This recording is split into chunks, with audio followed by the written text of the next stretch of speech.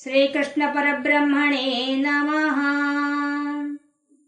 శ్రీమద్ భగవద్గీతలో 2వ అధ్యాయమైన సాంఖ్యయోగంలో మనం 24వ శ్లోకానికి వచ్చేసామండి. 24వ శ్లోకం. పలికేవాళ్ళ పేరు, ఊరు. రత్నకుమారి చీమకుర్తి మేడం. 24వ శ్లోకం. అచ్చేద్యోయమదాహ్యోయం అచ్చేద్యోయమదాహ్యోయం. యం యా పక్కన 0 పెట్టుకోవాలి. అప్పుడు పక్కన ఆ వస్తుంది. అక్లేద్యో శోష్య ఏవ చ. అక్లేద్యో శోష్య ఏవ చ. నిత్యః సర్వగతస్థాణుః. నిత్యః సర్వగతస్థాణుః. కొంతమందికి నిత్య పక్కన విసర్గ ఉండొచ్చు, అలాగే సర్వగత గత పక్కన కూడా విసర్గ ఉండవచ్చు. మాకు విసర్గలు లేవు కాబట్టి మేము ఒత్తి పలుకుతున్నాం.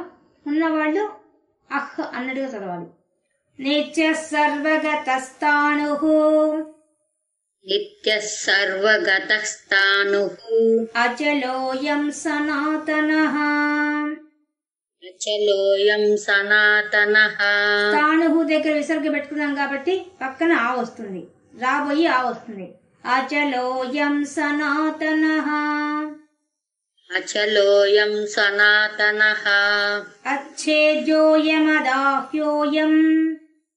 అచ్ఛేద్యోయమదాహ్యోహం. దాహ్యోయం. దాహ్యోయం. అక్లేద్యో శోష్య ఏవ చ. అక్లేద్యో శోష్య ఏవ చ. నిత్యః సర్వగతస్థాణుః. నిత్యః సర్వగతస్థాణుః. అచలోయం సనాతనః. అచలోయం సనాతనః. అచ్ఛేద్యోయమదాహ్యోయం. అచ్ఛేద్యోయమదాహ్యోయం. అక్లేద్యో శోష్య ఏవ చ. అక్లేద్యో శోష్య ఏవ చ. నిత్యః సర్వగతస్థాణుః. నిత్యః సర్వగతస్థాణుః. అచలోయం సనాతనః. అచలోయం సనాతనః. అచ్ఛేద్యోయమదాహ్యోయం.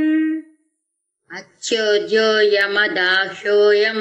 అక్లేద్యో శోష్య ఏవ చ. అక్లేద్యో శోష్య ఏవ చ. నిత్యః సర్వగతస్థాణుః. నిత్యః సర్వగతస్థాణుః. అచలోయం సనాతనః. అచలోయం సనాతనః. ఓకేనండి, మీరు రత్నకుమార్ మ్యూట్ చేసుకోండి. మనకి ఇంకా ఈ శ్లోకంలో 24వ శ్లోకంలో కూడా ఆత్మ గురించి చెప్పిన విషయాన్ని చెప్తున్నారు. కానీ ఆ చెప్పే విధానంలో కొంచెం తేడా ఉంది. ఏం చెప్తున్నారంటే, ముందు శ్లోకంలో చెప్పినట్టుగా పంచభూతాలతో ఏం చెప్పారో, భూమితో వచ్చే అస్త్రాల చేత ఛేదించబడదు, అలాగే నీటి చేత తడవబడదు, అగ్ని చేత కాల్చబడదు, గాలి చేత ఎండింపబడదు. ఇదే మొదటి వాక్యంలో చెప్తున్నారు. రెండవ వాక్యంలో ఏం చెప్తున్నారు? ముందు చెప్పినట్టే శాశ్వతంగా ఉంటుంది, సర్వగత వ్యాపించి ఉంటుంది, స్థాణుః అచలోయం సనాతనః అని మళ్ళీ చెప్పిన పదమే చెప్తున్నారు. ఇలా ఎందుకు చెప్తున్నారు తెలుసుకున్నప్పుడు ఇవ్వదాం. చెప్పిన విషయాలే ఎందుకు చెప్తున్నారు అంటే, ఒక చిన్న ఎగ్జాంపుల్ తీసుకుందాం. ఇప్పుడు మా పిల్లవాడు అమెరికా పోతున్నాడు అనుకోండి, అప్పుడు నేనేం చేస్తాను? ఇంట్లో ఆ అబ్బాయికి కావాల్సినవన్నీ ఏర్పాటు చేస్తూ కూడా, నాయన ఇవి ఇక్కడ పెట్టాను, ఇది జాగ్రత్తగా చూసుకో, ఈ సూట్ కేసులో ఇవి పెట్టాను, జాగ్రత్తగా చూసుకో అని అక్కడ చెప్తాం. మళ్ళీ ఏం చేస్తాం? మనం అన్ని సర్ది అయిపోయిన తర్వాత, ఇదిగో నీకు ఇప్పుడే చెప్తున్నా, సూట్ కేసులో పలానా మూల అది ఉంది, ఇక్కడ ఇది పెట్టాను, అక్కడ అది పెట్టాను అని మళ్ళీ చెప్తాం. మళ్ళీ ఏం చేస్తాం? అక్కడ ఎట్లా ప్రవర్తించాలి ఆ పిల్లవాడు, నాయన అక్కడ అందరు ఎట్టుంటారో ఏమో, నువ్వు అట్లుండవాక జాగ్రత్తగా ఉండు. ఈ జాగ్రత్త అనే పదం మనం ఎన్నిసార్లు ఉపయోగిస్తామంటే చెప్పలేనన్నిసార్లు ఉపయోగిస్తాం. మన లక్షణం అది. మనకి ఎన్నిసార్లు చెప్పినా మనకి అది ఉండిపోతుంది. ఇంత అన్ని సర్దించి అన్ని అయిన తర్వాత మనం ఏరోప్లేన్ తీసుకుని ఎక్కించేటప్పుడు కూడా అక్కడ కూడా ఏం చేస్తాం? మనం అక్కడ కూడా జాగ్రత్త జాగ్రత్త అంటూనే ఉంటాం మనం, మన లక్షణం అది. అలాగే పరమాత్మ కూడా ఇంకా ఇది ఖచ్చితంగా మనం ఆచరించదగ్గది, ఆచరించాలి. కానీ మనం ఆచరించడం లేదు. కాబట్టి పరమాత్మ కూడా అన్నిసార్లు చెప్తున్నాడు, చెప్పిన విషయాన్ని చెప్తున్నారు. మనం ఏ విధంగా అయితే ఒక బిడ్డకు చెప్తామో ఒక విషయాన్ని గురించి సంపూర్తిగా ఇలా ఉండు అలా ఉండు అని చెప్పిన విషయాన్ని 10 సార్లు చెప్తాం. అన్ని చెప్పి కూడా జాగ్రత్త అనే పదం ఎన్నిసార్లు చెప్తాం మనం? అసలు మనకి చెప్పలేని సార్లు వస్తున్నది. మనం ఇంటి దగ్గర కారు ఎక్కుతున్నప్పుడు చెప్తాం, మళ్ళీ దారిలో అంతా చెప్తాం, అక్కడికి పోయిన తర్వాత కూడా వదిలిపెట్టి టాటా చెప్పాడు కూడా జాగ్రత్త జాగ్రత్త అనే పదం వదలం మనం. అంతే కదా, మన లక్షణం అది. ఇంకా పరమాత్మ ఇంకా మనం ఇంకా పిల్లలం ఆయనకి. ఆయన ఇంకెంత శ్రద్ధగా చెప్పాలి? మానవ మాత్రమే మనమే మన పిల్లలకి అంత జాగ్రత్తగా చెప్తే వాళ్ళు ఆచరిస్తారో లేదో మనకు తెలియదు, కానీ మనం ఖచ్చితంగా ఆచరించాలని మాత్రం మనం చెప్తాం జాగ్రత్త. అలాగే పరమాత్మ కూడా తన పిల్లలు బాగుపడాలనే ఉద్దేశంతో ఇంత చక్కగా చెప్పిన విషయాన్ని మళ్ళీ చెప్తున్నాడు. చెప్పే దాంట్లో కొంచెం మార్పు చేస్తున్నాడు, అంతే, ఇంకేం లేదు. ముందు ఈ శ్లోకంలో వెళ్లే ముందు మనం ఒక కథ చెప్పుకొని వెళ్దాం, అప్పుడు బాగా అర్థమవుతుంది ఈ శ్లోకం. ఒక రాజ్యంలో ఒక రాజున్నాడు. ఆ రాజు అమోఘంగా పరిపాలన చేస్తున్నాడు. పరిపాలన చేస్తున్నప్పుడు ఆయనకి ఒక దాదాపు వృద్ధాప్య ఛాయలు వచ్చేసాయి. అప్పుడు ఆయనకి ఏమనిపించిందంటే, నేనే ఈ రాజ్యాన్ని ఎల్లకాలం పరిపాలించేయాలి అంటే ఆ పరిపాలనలో ఉండే మజా ఆయనకి బాగా కిక్కిచ్చింది, బాగుంది. అందువలన నేనే శాశ్వతంగా ఉండి పరిపాలన చేయాలి అనే అభిప్రాయం కలిగి ఆయన ఏమనుకున్నాడంటే, ఎప్పటికీ ఉండడం కుదరదు కదా, తనకు వృద్ధాప్యం అయిపోయిన తర్వాత తాను మరణిస్తాడు కదా, మరణిస్తే ఎల్లకాలం ఎట్ట పరిపాలన చేస్తాడు, చేయడానికి లేదు కదా. అందుకని ఏం ఆలోచించాడంటే, తనకు మరణం లేకుండా ఉండే ఉపాయం ఏదన్నా ఉందా అది తెలుసుకుందామని నిర్ణయించుకున్నాడు. ఈ విషయాన్ని తన మంత్రితో చర్చించాడు. మంత్రి, మీ కోరిక అసమంజసము, కానీ ప్రయత్నం చేయడం తప్పులేదు మహారాజా. సరే, మీకు అటువంటి ఆలోచన కానీ ఇప్పటిదాకా ఎవరికి కలగలేదు, మీకు కలిగింది, సరే అలాగే చేసుకోండి అని చెప్తాడు. దానికోసం అయితే ఇప్పుడు ఏం చేస్తే నాకు అది సాధ్యం అవుతుంది అంటాడు. మరణం లేకుండా ఉండాలంటే ఇది మన సామాన్యుల వల్ల అయ్యే పని కాదు, ఒక్క జ్ఞానులు మాత్రమే దీనికి మార్గనిర్దేశం చేయగలరు. కాబట్టి వాళ్ళెక్కడో ముక్కు మూసుకొని తపస్సు చేసుకుంటారు, వాళ్ళని వెతుక్కుంటూ పోతే నీకు వాళ్ళు సరైన దారి చూపిస్తారు అని చెప్తాడు.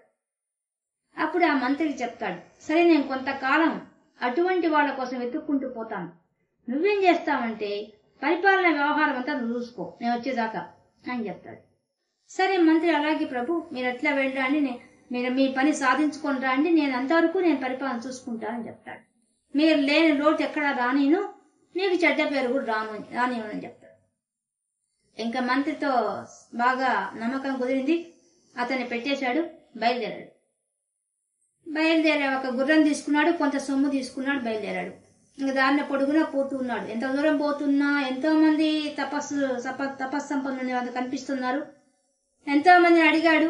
అడిగితే, ఏందయ్యా, మరణం అనేది ఒక ధర్మం, అది శరీర ధర్మం, దానికి ఎదురు వెళ్తావేంది, అలా వెళ్ళకూడదు, నువ్వు శరీరానికి శాశ్వతత్వం లేదు, అసలు నువ్వు మరణాన్ని జయించలేవు అని చెప్తాడు. కానీ అతను పట్టు వదలని సంకల్పంతో ముందుకు పోయాడు. ఇట్లా పోతూ ఉంటే ఒకరోజు ఒక అడవి మార్గంలోకి వెళ్ళిపోయి అలసిపోయి ఒక చెట్టు కింద కూర్చోన్నాడు. ఇంతలో ఒక చెట్లు కొట్టేవాడు, కట్టెలు కొట్టుకునేవాడు కూడా వచ్చాడు దారిలో. అతను చూశాడు. ఇతన్ని చూసి, ఎవరయ్యా మీరు, ఇలా ఎందుకున్నారు, ఏం కావాలి మీకు, అంత అలసిపోయిందని అడుగుతాడు. అప్పుడు యథాప్రకారంగా చెప్పేస్తాడు, నేను ఒక దేశంలో రాజునయ్యా, నాకు మరణం లేకుండా ఉండాలని కోరుకుంటున్నాను, అలా చెప్పేవాళ్ళు ఎవరు ఇప్పటిదాకా దొరకలేదు, వాళ్ళ కోసం తిరుగుతున్నాను అని చెప్తాడు. అప్పుడు ఆ కట్టెలు కొట్టేవాడు, అయ్యా, ఇక్కడ ఈ దగ్గరలో ఈ అడవిలోనే ఒక ఆశ్రమం ఉంది, ఆశ్రమంలో ఒక ఋషి ఎప్పుడు తపస్సు చేస్తుంటాడు, ఆయన గురించి అందరూ ఆయన పోయి ఆశ్రయిస్తూ ఉంటారు, కాబట్టి ఆయన అడిగి చూడండి, మీ కోరిక తీరొచ్చు, మీరు అడిగే కోరిక నాకు అర్థం కాలేదు, ఆయనకైతే అర్థం అవుతుంది, నేను చదువుకోలేదు కాబట్టి మీరు చెప్పేది నాకు అసలు అర్థమే కాలేదు, మీరు ఆయన పోయి అడగండి అని చెప్తాడు. సరే అని చెప్పి ఆ రాజు ఆ అడవిలో వెతుక్కుంటూ ఆ ముని ఆశ్రమానికి చేరుకుంటాడు. ఆ ముని దగ్గరికి పోతాడు. పోయిన తర్వాత ఆయన తపస్సులో ధ్యానంలో ఉంటాడు. కొంతసేపు కళ్ళు తెచ్చి చూడంగానే ఎదురుగ్గా నిలబడతాడు. ఎవరయ్యా నువ్వు, ఎందుకు వచ్చావని అడుగుతాడు. నేను ఒక దేశానికి రాజు, నాకు ఒక సహాయం కావాల్సి వచ్చి మీ దగ్గరికి వచ్చానని చెప్తాడు. నేను మీ సహాయం కోరి వచ్చానని చెప్తాడు. ఏం కావాలి నా సహాయం అంటాడు.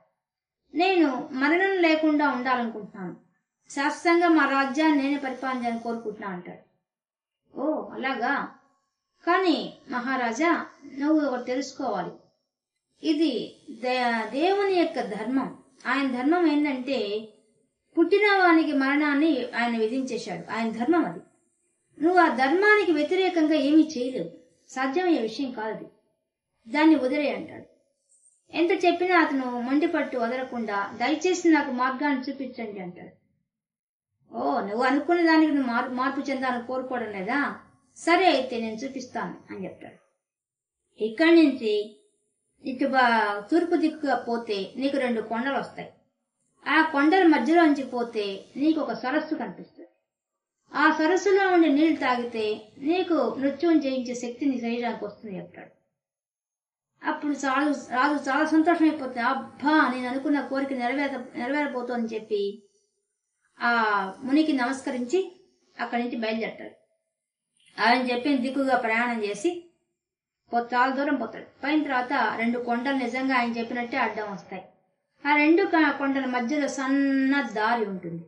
ఆ దారి గుండా అతడు చిన్నగా ప్రయాణం చేసి వెళ్తాడు. వెళ్తే ఆయనకి ఒక సరస్సు కనిపిస్తుంది. అప్పుడు అబ్బా, ఈయన చెప్పిన సరస్సు ఇదే కదా, ఇంక ఈ నీళ్లు తాగితే నాకు మరణం లేదు కదా అని చెప్పేసి దగ్గరికి పోతూ ఉంటాడు. పోతూ ఉంటే పక్కన ఒక దగ్గర నుంచి పెద్దగా మూలుగు వినపడుతుంటుంది. అబ్బా అమ్మా అని కేకలు వినపడుతుంటాయి. అప్పుడు ఆ రాజు ఎవరో అంత మూలుగుతున్నారని చెప్పి పోయి చూస్తే అక్కడ దూరంగా ఒక ముసలాయన కూర్చొని పెద్ద కేకలు పెడుతుంటాడు. ఎందుకయ్యా అలా కేకలు పెడుతున్నావు, ఏమైంది నీకు అంటాడు. అయ్యా, నేను ఒక ముని ఆ వరం వల్ల ఇదిగో ఈ సరస్సులో ఉండి నీళ్లు తాగాను కాబట్టి నా శరీరానికి మరణం లేదు, కానీ నా శరీరానికి ముసలితనం వచ్చేసింది. నాకేమో ఆయుష్ ఎక్కువ, మరణం లేదు. దానివల్ల ఇప్పుడు నాకు పుట్టిన కొడుకులు చనిపోయారు, మనవాళ్ళు చనిపోయారు, తరాలు చనిపోతున్నారు, కానీ నాకు మాత్రం మరణం రావడం లేదు. ఈ శరీరమా ముసలిది అయిపోయింది, నడవలేకుండా ఉంది, దీన్ని పోషించేవాళ్ళు చెప్పట్లేదు. నేనుగా పని చేయలేను, నేనుగా దీనికి తిండి పెట్టలేను. ఇది ముసలితనంతో బాధపడుతోంది ఈ శరీరం. కానీ ఈ శరీరాన్ని రక్షించాలంటే భోజనం కావాలి. భోజనం సంపాదించిన స్థితిలో నేను లేను. నా తరం అంతా పోయింది, నా కొడుకులు చనిపోయారు, నా మనవాళ్ళు చనిపోయారు. ఇప్పుడు ఎన్నో తరం జరుగుతుందో నాకు తెలియదు. వాళ్ళెవరు నన్ను చూసే పరిస్థితి లేదు. నేను ఈ శరీరంతో నరకం అనిపిస్తున్నాను. చస్తామంటే చావదు. ఎందువల్ల నేను మరణం లేకుండా వరం పొందాను కదా, తాగే కదా నీళ్లు. శరీరానికి మరణం లేదు. ఈ ముసలితనాన్ని నేను భరించలేకపోతున్నాను, నన్ను నేను పోషించుకోలేకపోతున్నాను. అటు మరణించిన వాడిని కాదు, ఇది బ్రతికి సుఖపడ్డవాణ్ణి కాదు. ఇది నరకంగా ఉంది నాకు అని చెప్తాడు. అప్పుడు ఆ రాజుకు అర్థమవుతుంది, ఓహో, ముసలితనంతో కూడిన శరీరం అయితే కష్టం, కాబట్టి ముసలితనం లేకుండా యవ్వనంలో ఉండే శరీరం కావాలి, అది కదా ముఖ్యమైంది అని చెప్పి మళ్ళీ ఎంత దూరం వచ్చాడో అంత దూరం వెనక్కు పోయి ముందు వెళ్ళిపోతాడు. పోయేసి, అయ్యా, నా శరీరానికి ముసలితనం వచ్చే ఆయుష్ నాకు అక్కర్లేదు, నేను నిత్య యవ్వనంలో ఉండే ఆయుష్తో ఉండే శరీరం నాకు కావాలి, అటువంటి సరస్సు ఉంటే చూపించు అని చెప్తాడు. ఓ దానికేం భాగ్యము, దానికి ఆపోజిట్ లో నువ్వు పోయిన మార్గంలోని దానికి ఆపోజిట్ లో ఇంకో సరస్సు ఉంది, దాంట్లో నీళ్లు తాగావంటే నీకు యవ్వనంతో ఉంటావని చెప్తాడు. ఇంకా రాజుకు చాలా సంతోషం అయిపోతుంది. అబ్బా, యవ్వనంతో ఎంత అనుభవించొచ్చని చెప్పి వెంటనే ఆ గుర్రం ఎక్కేసేసి ఆ సరస్సు వెళ్ళిపోతాడు. పోయి ఆ నీళ్లు తాగబోవాలని అనుకుంటుంటే పక్కన చాలా మంది యువకులు కొట్టుకుంటుంటారు. ఎందుకు ఇంతమంది యువకులు కొట్టుకుంటున్నారా, ఏం విషయం కనుక్కుందామని చెప్పి అక్కడికి పోతాడు. పోయి, ఎందుకు మీరంతా ఇట్లా అరుచుకుంటున్నారు, ఏమైంది మీకు అని అడుగుతారు. అప్పుడు ఆ యువకులు ఏం చెప్తారంటే, అయ్యా, ఏం చెప్పంటారు మా బాధ, ఒక ముని వల్ల ఇదిగో ఈ సరస్సులో ఉండి నీళ్లు తాగాము, మేము యువకులు అయిపోయినాం, మా తరాలన్నీ వెళ్ళిపోయినాయి, చనిపోయినారు, కానీ మేము తాగిన వాళ్ళం. ఇదిగో మా తాత కొడుకు కొడుకు కొడుకు కొడుకు కొడుకు మేము తాగాం. మా వంశంలో ఇంతమంది తాగాం మేము. ఇప్పుడు మాకు భూమి మీద మాకంటూ ఆస్తి లేదు. మా తర్వాత తరం వాళ్ళు ఆస్తి తీసుకుని మమ్మల్ని ఎంట్రాన్స్ వెళ్ళగొట్టారు.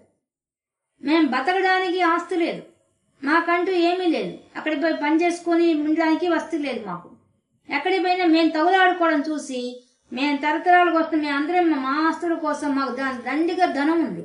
ఆ ధనం అంతా అవతల తరం వాళ్ళు తీసేసుకొని మమ్మల్ని తిడుతున్నారు. పైన మేమే మా వంశంలో మేము అందరం బతికే ఉన్నాం.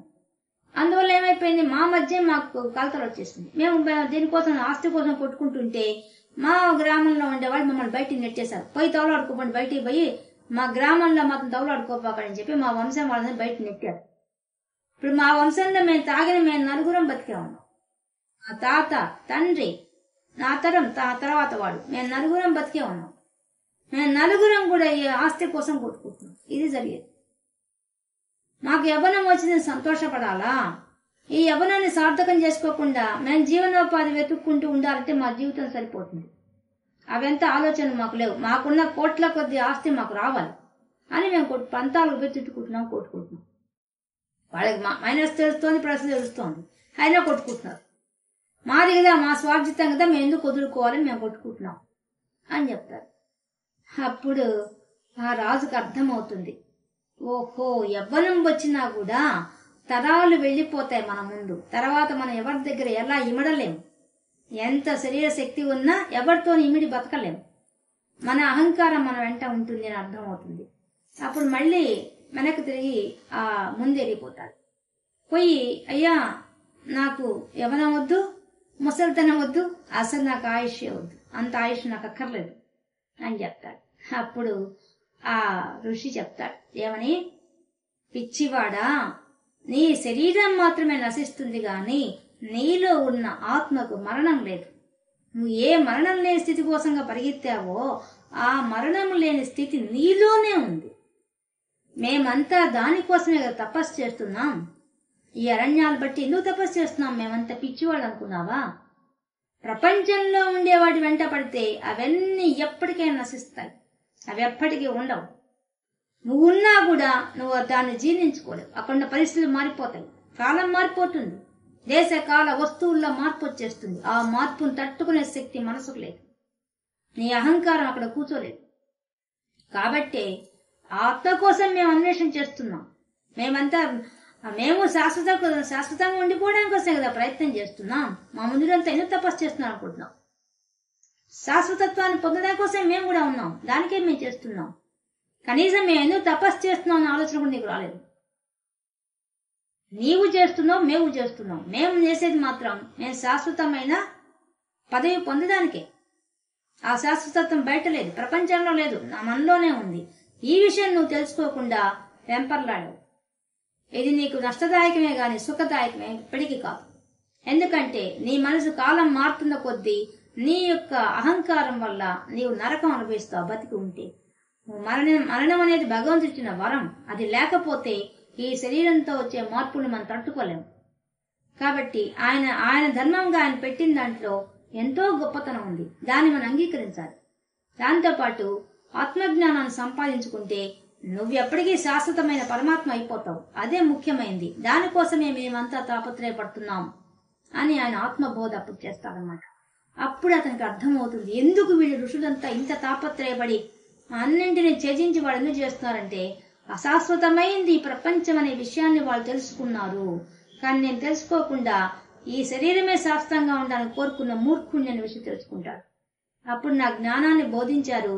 ఇక నేను వెళ్లి నాకు తగిన ఏర్పాట్లు నేను చేసుకుంటాను, వానప్రస్థాశ్రమానికి వెళ్లి నేను కూడా ఆత్మ కోసం అన్వేషణ చేస్తానని చెప్పి ఆ రాజు ఆయనకి ఎంతో కృతజ్ఞత చెప్పి వెళ్ళిపోతాడు. ఇది కథ. ఇది మనందరి కథ కూడా. మనందరం కోరుకునేది అదే. మనకు ఎట్లా నిర్ణయించాలో భగవంతుడికి తెలుసు. ఆయన ముందే నిర్ణయించేశాడు. ఆయన ఎదిరించడానికి మనకేమి సాధ్యమయ్యే విషయం ఏదీ లేదు భూమి మీద. కాబట్టి ఈ శ్లోకానికి ఈ కథతో మనం అన్వయించుకుంటే ఈ శ్లోకం అర్థం అవుతుంది. ఏం చెప్తున్నాడు? మొదటి వాక్యంలో చెప్తుంది నిన్న చెప్పిన శ్లోకంలో ఉండే విషయమే. ఏం చెప్తున్నాడు? అచ్చేజో అయం అయం, ఈ ఆత్మ ఏ ఆత్మ అయితే నీలో ఉందో ఆ ఆత్మ ఎటువంటిది? అచ్ఛేద్యో, దాన్ని శస్త్రాలు ఛేదించలేవు. ముందు చెప్పింది, ముందు శ్లోకాలు చెప్పింది మళ్ళీ చెప్తున్నాడు. ఆయుధాలు ఛేదించలేవు. అదాహ్యో, అయం అయం ఆ ఆత్మని అదాహ్యో, దహించలేదు. ఏది? అగ్ని. అగ్ని కాల్చలేదు. ఇంకా అక్లేజ్జో, అయం ఈ ఆత్మని అక్లేజ్జో, ఏ నీళ్లు తడపలేదు. మరి అసోషియేట్ ఏవచ, అసోషియ ఏవచ, సోషియ అంటే శోషింపజేయడం, ఎండింపజేయడం. గాలి ఎండింపచేయలేదు. ఈ ఆత్మని ఏం చెప్తున్నాడు? ఆయుధాలు ఛేదించలేదు, అలాగే అగ్ని కాల్చలేదు, నీరు తడపలేదు, గాలి ఎండింపలేదు. అంటే పంచభూతాలు 4 చెప్పాడు. నిన్న మీకు దాని వివరంగా చెప్పాను కాబట్టి ఇప్పుడు చెప్పడం లేదు. నిన్నటి శ్లోకమే దాన్ని మొదటి పాదంలో పెట్టారు. ఆ విషయాన్ని దీంట్లో మొదటి పాదంలో పెట్టాడు. అంటే పంచభూతాల్లో ఉండే మిగతా 4 వల్ల ఆ ఆత్మకు ఏమీ జరగదు అని చెప్పేశాడు. అంటే అర్థమైంది, ఆత్మను ఏ రకంగా కూడా, అంటే పంచభూతాల్లో ఉండే వాటి విలక్షణమైన లక్షణం ఉన్నప్పటికీ కూడా ఆ లక్షణాలు మామూలుగా శరీరాలను పాడు చేయగలవు, విశ్వాన్ని పాడు చేయగలవు. అంటే భూమి ఉంది, భూమి ఛేదించగలదు. ఒక్కసారి భూకంపం తెప్పించి అందరినీ నాశనం చేసేయగలదు. భూమిలోంచి వచ్చిన ప్రతి పదార్థం నీ గుచ్చుకుంటే నీకు ఛేదిస్తుంది, నీ శరీరాన్ని గుచ్చుకుంటే బాధిస్తుంది. అలాగే నీరు, అగ్ని, నెక్స్ట్ చెప్పింది అగ్ని. అగ్ని మనకి ఎంత ఉపయోగపడుతుందో అది కాల్చే రకమైన గుణం దానికి ఉంది. 2 ఉన్నాయి, ఉపయోగపడుతుంది ప్లస్ కాల్స్తుంది. మళ్ళీ అక్లేజ్జో, తడుపుతుంది. నీరు నీకు సరిపోయినట్టుగా నువ్వు స్నానం చేస్తే నీకు బాగా ఉపయోగపడుతుంది. కానీ నీకు ఊపిరాడకుండా నీళ్లు పోస్తారనుకోండి, అదే మనం చంపేస్తుంది. అటువంటిది ఆ నీరు. కానీ అటువంటి నీరు వల్ల కూడా ఆత్మకేం కాదు. ఇంకా అసోషియచి, ఎండింపబడుతుంది. మనం కూడా ఎండాకాలం వస్తే మనకు గొంతు ఎండిపోతుంటుంది, పెదాలు ఎండిపోతుంటుంది, అంతా ఎండింపజేస్తున్నది. నువ్వు నీళ్ళు ఎక్కువ తీసుకుంటే గానీ తట్టుకోదు అది. అలా ఎండించే స్వభావం ఆ గాలికి ఉంది. కానీ ఆత్మను మాత్రం ఏం చేయలేదు. అది మనకి ఎంత సహాయం చేస్తుందో గాలి, ఆ గాలి అయితే మనం లేము, అది మనకు సహాయం చేస్తుంది. అట్ ది సేమ్ టైం మన మీద అది ఎండింపజేసే లక్షణాలు కలిగి ఉంటుంది. మన స్కిన్ కూడా చూడండి, చలికాలం వస్తే డ్రై అయిపోతుంది గాలి వల్ల, ఆ చలిగాలి వల్ల. కాబట్టి అంత ఎండింపజేసే శక్తి ఆ గాలికి ఉన్నది. కానీ అది ఆత్మ మాత్రం ఏం చేయలేదు. ఇది మొదటి వాక్యం అంతా నిన్న చెప్పిన శ్లోకాన్ని సింపుల్ గా చెప్పేశాడు, మళ్ళీ చెప్పేశాడు. ఇంకా సెకండ్ లైన్ లో నిత్య, నిత్య అది ఎట్లాంటిది? నిత్యమైంది. ఇది ఇంతకుముందు చెప్పేశాడు, శాశ్వతమైంది అనే విషయం చెప్పేశాడు. మళ్ళీ ఎందుకు చెప్తున్నాడు? ఇంతకుముందు మీ ఫస్ట్ ఎగ్జాంపుల్ చెప్పాను, నేను నా కొడుకుని అమెరికా పంపించాలంటే జాగ్రత్త జాగ్రత్త అని చెప్తానే, అలాగే పరమాత్మ మనకు చెప్తున్నాడు. నీవు ప్రపంచంలో ఉండే ప్రతి విషయాన్ని శాశ్వతం అనుకుంటున్నావు. ఆఖరకు నీ దేహం కూడా శాశ్వతం అనుకునే మనం జీవిస్తున్నాం. కానీ ఎంతవరకు? నీవు ఇక్కడ ఉన్నంత వరకు ఈ శరీరాన్ని రక్షించడానికి కోసంగా శాశ్వతం అనుకోవాల్సిందే. శాశ్వతం అనుకోకపోతే సంపాదించలేవు. సంపాదించాలంటే నువ్వు శాశ్వతమనే అనుకోవాలి. నీకు తెలుసు, నువ్వు వెళ్ళిపోతే ఇంకోళ్ళకి వెళ్ళిపోతుంది ఈ సంపద అని తెలుసు నీకు. కానీ సంపాదించుకోవాలా. సంపాదించేప్పుడు నువ్వు జ్ఞానాన్ని సంపాదించేప్పుడు శాశ్వతం అనుకొని సంపాదించాలి, డబ్బు సంపాదించేప్పుడు శాశ్వతం అనుకొని సంపాదించాలి. తప్పదు కదా, నువ్వు జీవించినంతకాలం డబ్బు కావాలి కదా. కానీ అది కూడా ధర్మబద్ధంగా ఉండాలి. అందుకని మనకు ధర్మం అనే పదం ఎక్కువ పెట్టారు. ధర్మం ఎందుకు చెప్తున్నారు? ప్రపంచంలో ఎవరిని హింసించకుండా నువ్వు జీవిస్తేనే అది ధర్మం. ఇంకోళ్ళని హింసించావంటే అది అధర్మం లెక్క. ధర్మంలోని సూక్ష్మం అది. సో ప్రతి దాంట్లో సూక్ష్మంగా ఉంటుంది ధర్మం అనేది. కానీ తెలుసుకొని చేయడం చాలా కష్టం. కానీ చేస్తేనే నీకు పాపం పుణ్యం అంటకుండా ఉంటుంది. కాబట్టి ధర్మం అంత గొప్పది. కాబట్టి నిత్య ఆ ధర్మం ప్రకారంగా నువ్వు జీవించాలి, నువ్వు లోకంలో ఉండాలి. శాశ్వతంగా ఉండేది శరీరం శాశ్వతం కాదు, కానీ శాశ్వతమైన లోపల ఆత్మ కూర్చో ఉంది. ఆ ఆత్మ శాశ్వతమైంది. ఎందుకు శాశ్వతమని చెప్తున్నాడు? ఇప్పుడు మన శరీరం ఉంది, మన శరీరానికి పుట్టుక ఉంది, కానీ ఆత్మకు పుట్టుక లేదు. అందుకని నిత్యం అని చెప్తున్నాడు. అంటే ఇంకొంచెం బాగా అర్థం చేసుకోండి. అంటే చెప్పంగానే అర్థం కాదండి. ఆత్మ నిత్యము, సత్యము, శాశ్వతము అని ఎంత చెప్పినా మనకు అనుభవంలోకి వస్తే కానీ మనకు తెలియదు. అది వచ్చిన ప్రాబ్లం. నాలుక చివరి నుంచి ఎన్నిసార్లు చెప్పొచ్చు ఆత్మ శాశ్వతమైంది, ఆత్మ నిత్యమైంది, ఎన్నిసార్లు చెప్పొచ్చు. కానీ ఎప్పుడు అనుభవంలోకి వస్తుంది నీకు? ఆ ఆత్మ అనుభూతి నువ్వు చెందితేనే వస్తుంది. అది వచ్చింది. అనుభూతి చెందడం కష్టం. అందుకని ఇన్నిసార్లు చెప్తున్నాడు కృష్ణ పరమాత్మ. నిత్యమైనది, దీనికి పుట్టుక లేదయ్యా, అందువల్ల నిత్యమైంది. నీకు నిత్యం నిత్యం ఎందుకు చెప్తున్నానంటే, ఇన్నిసార్లు చెప్పడానికి కారణం ఏంటంటే దానికి పుట్టుక లేదు. గుర్తు పెట్టుకో. నువ్వు పుట్టినందువల్ల కదా నువ్వేం చేస్తున్నావు? ప్రసూతి వైరాగ్యం వస్తుంది. నువ్వు పొట్టలో కూర్చొని అయ్యో భగవంతుడా ఈ జీవితం ఎందుకు ఇచ్చావు అని తిట్టుకుంటూ జీవిస్తావు. వైరాగ్యం అక్కడ ఉంటుంది నీకు.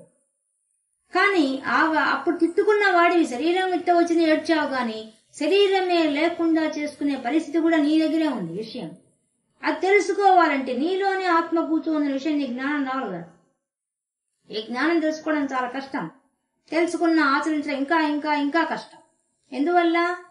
మనం ఎన్నో కోట్ల జన్మలు ఎత్తి వచ్చామండి. మామూలుగా ఉండదు. ఇప్పుడు ఒక రాయి మనం చూస్తున్నాం, మన మొట్టమొదటి జన్మ రాయే. అందుకే కదా మన దేవాలయాలన్నీ కూడా కొండల మీద ఉన్నాయి. కొండలంతా రాళ్లతోనే ఉన్నాయి. మనం ఆ జన్మ దాటి వచ్చి ఉంటాం. అవే చూడండి, మనం చూస్తున్నాడు మన చిన్నప్పటి నుంచి ఆ రాళ్ళు అలాగే ఉన్నాయి, ఇప్పటికీ అలాగే ఉన్నాయి. అంటే వాటి కొన్ని వేల సంవత్సరాల వరకు వాటి జీవితము, లక్షల సంవత్సరాల దాకా వాడి జీవితం ఇవ్వబడింది. వాళ్ళు ఎంతో పాపం చేస్తే అట్లా అయిపోతారు. ఇంకా అక్కడి నుంచే మొదలై చెట్టు, దానికన్నా భయంకరమైన జీవితం చెట్టు జీవితం. దానికి అన్ని తెలుస్తుంటాయి కానీ మాట్లాడలేదు. ఎంత కష్టం. రాయైనా అంతే, దానికి అన్ని తెలుస్తాయి, ఏం మాట్లాడలేదు. తన నరకం చెప్పండి అది. కాబట్టి ప్రతిదానికి ఆత్మస్వరూపంగా భగవంతుడు కూర్చోన్నాడు కాబట్టి వాటికి జ్ఞానం ఉంటుంది, వాటికి తగిన జ్ఞానం ఉంటుంది. కానీ అవి ఏం చేయలేవు. కానీ చేయగల శక్తి మానవుడికి ఇచ్చేశాడు. వాటన్నింటికి లేని శక్తి మానవుడికి ఒకటిగా ఇచ్చేశాడు. అందుకనే మానవుడి జన్మ చాలా గొప్పదని చెప్పడానికి కారణం. కాబట్టి పుట్టుక నువ్వు ఎన్నో జన్మలు ఎత్తి వచ్చావు.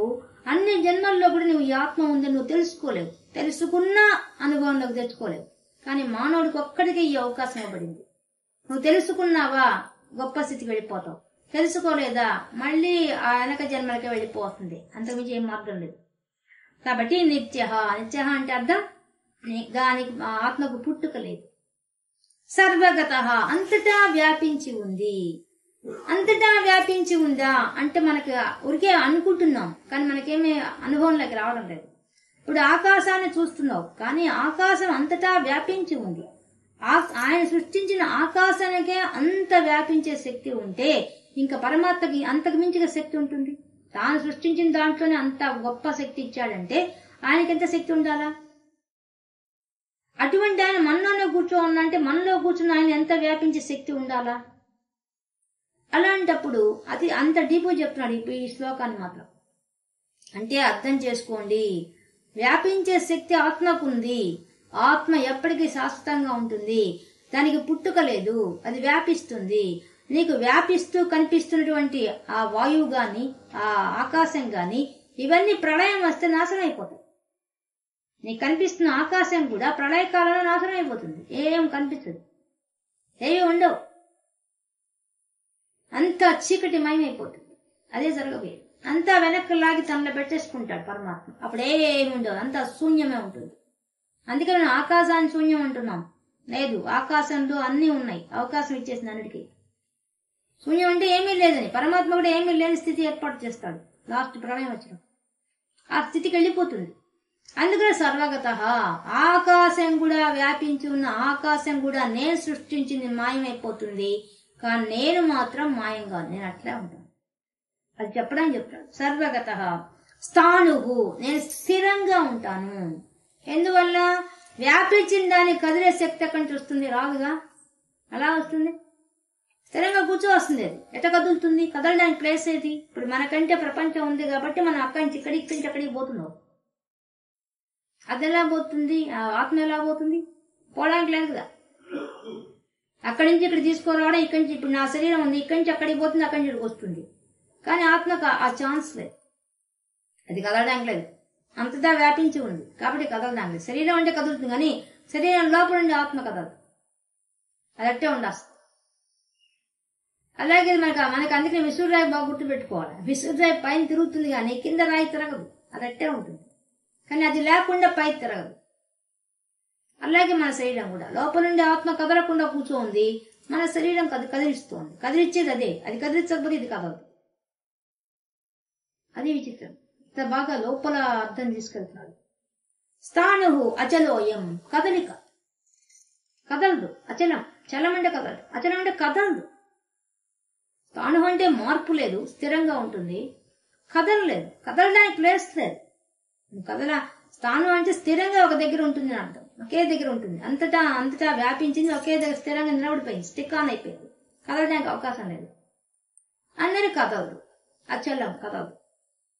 అయం సనాతన, అటువంటి ఆత్మ ఎటువంటిది? సనాతన, చాలా ప్రాచీనమైంది. అది కాదు అర్థం. సనాతన అంటే ఆది అంతం లేనిది. చూడండి, మన స్తోత్రాల్లో అంతా ఉంటుంది, ఆది అంతం లేనివాడా, సనాతనుడా అనే పదాలు ఎక్కువ ఉంటాయి. ఎందుకుంటాయి?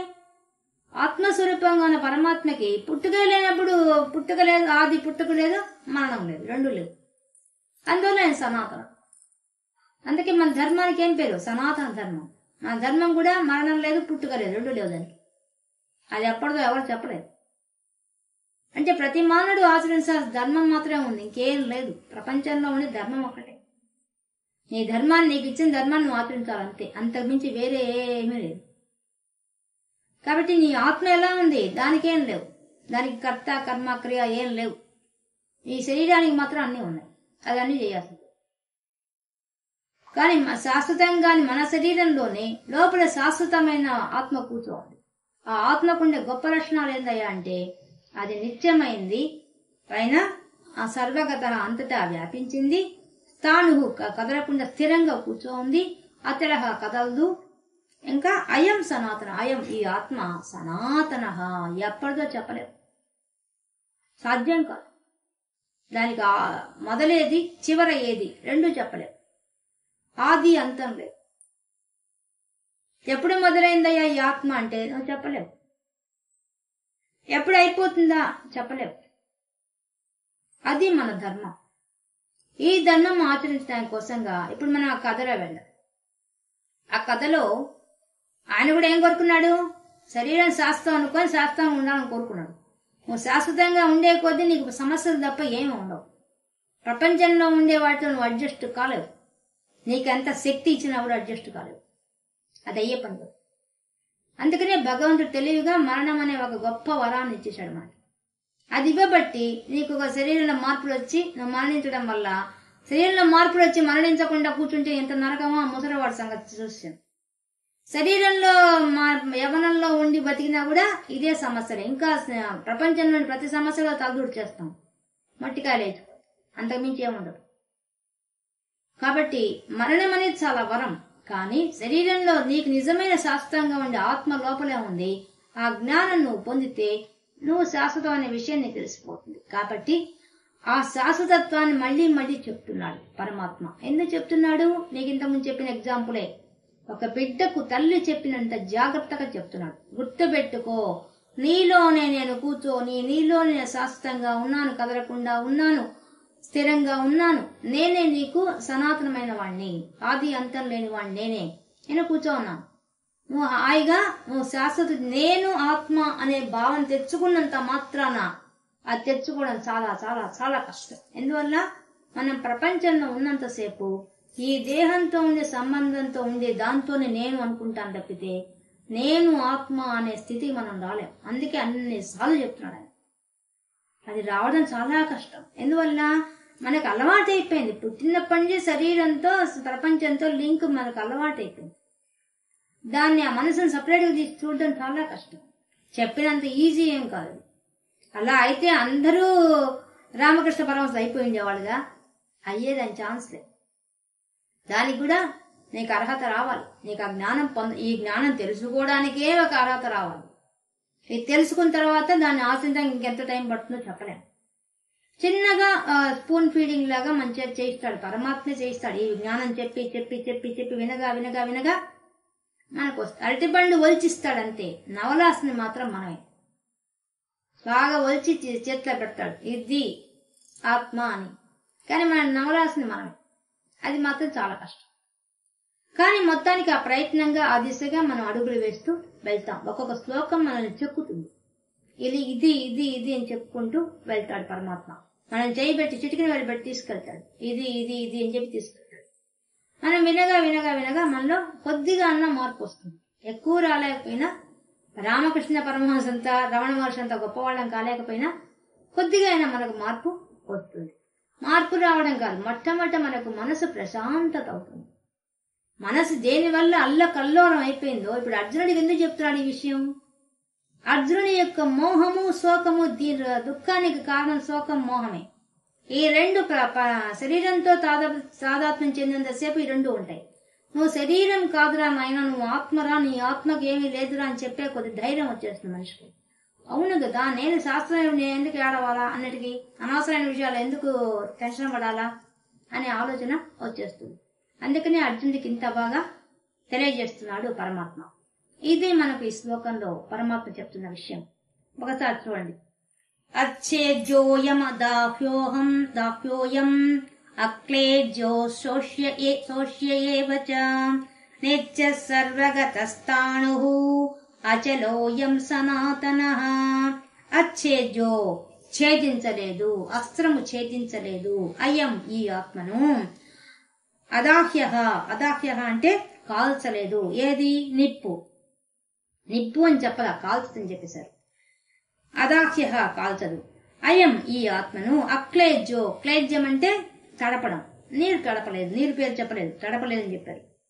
అశోష్య ఏవచ, గాలి కూడా ఎండింపలేదయ్యా అని చెప్పాడు. నిత్య, ఇది శాశ్వతంగా ఉంటుంది, నిత్యం. సర్వగత, అంతటా వ్యాపిస్తుంది. స్థాను, స్థిరంగా కూర్చుంటుంది. అచలోయం, కదలదు. అయం సనాతన, అయం ఈ ఆత్మ సనాతనమైంది, దీనికి ఆది అంతం లేదయ్యా, అంత గొప్పది ఈ ఆత్మ అనే విషయాన్ని మళ్ళీ స్పష్టంగా చెప్పేశాడు. పంచభూతాల వల్ల ఏమీ కాదు అని మొదటి వాక్యంలో చెప్పేశాడు. ముందు చెప్పిన విషయాన్ని మొదటి వాక్యంలో చెప్పాడు. మళ్ళీ రెండో వాక్యంలో ఏం చెప్పాడు? మొదటి 2 పాదాల్లో చెప్పింది విషయం అది. తర్వాత 2 పాదాల్లో చెప్తున్న విషయం ఏంటంటే, ఆయన చెప్పదలుచుకుంది అది శాశ్వతమైంది. ఎందువల్ల అంటే అంతటా వ్యాపించింది కాబట్టి అది ఆ పంచభూతాల వల్ల ఏమీ కాదు. దానికి అవయవాలుంటే కదా నీకు అంత నాశనం చేయడానికి అవకాశం. ఛేదించాలన్నా, కాల్చాలన్నా, తడపాలన్నా, ఏమైనా చేయాలంటే ఒక అవయవాలు ఉండాలి, ఒక ఆకారం ఉండాలి. దానికి ఆకారం లేదు, అందువల్ల దాన్ని ఏం చేయలేదు అని చెప్పేస్తున్నాడు అని మొదటి వాక్యంలో చెప్పేశాడు. రెండో వాక్యానికి వచ్చేసరికి మరి దాని కొంచెం స్పెషాలిటీ ఏంటంటే మళ్ళీ చెప్తున్నాడు. అది నిత్యమైంది, శాశ్వతమైంది, సర్వగత, అంతటా వ్యాపించింది, స్థాను స్థిరంగా ఉంటుంది, అచలోయం కదలదు, అయం సనాతన, ఈ యొక్క ఆత్మకి ఆది అంతం లేదయ్యా, అదయ్యా సనాతనమైంది, చాలా ఎప్పటిదో చెప్పలేం, ఏ కాలంలో చెప్పలేం. శరీరానికైతే కాలము అన్ని ఉన్నాయి, శరీరానికైతే పుట్టుక ఉంది, శరీరానికైతే అన్ని ఉన్నాయి, అన్నింటి చేత బాధపడుతుంది. కానీ ఆ బాధలేవి ఆత్మకు లేవు అనే విషయాన్ని స్పష్టంగా ఈ శ్లోకం ద్వారా మనకి పరమాత్మ చెప్తున్నారు. ఇది సాంఖ్యయోగంలో 24వ శ్లోకంలో ఉండే విశేషాంశాలు.